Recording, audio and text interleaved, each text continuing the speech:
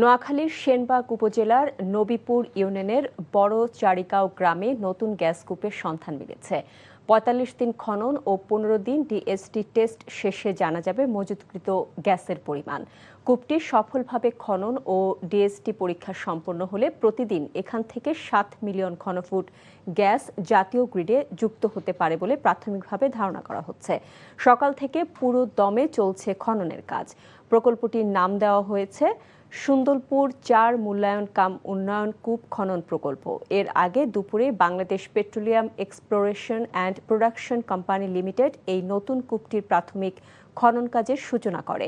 বাপেক্স সূত্রে জানা যায়, প্রাথমিকভাবে কূপটি মাটির নিচে প্রায় ১,৫৫০ মিটার খননের লক্ষ্যমাত্রা নির্ধারণ করা হয়েছে।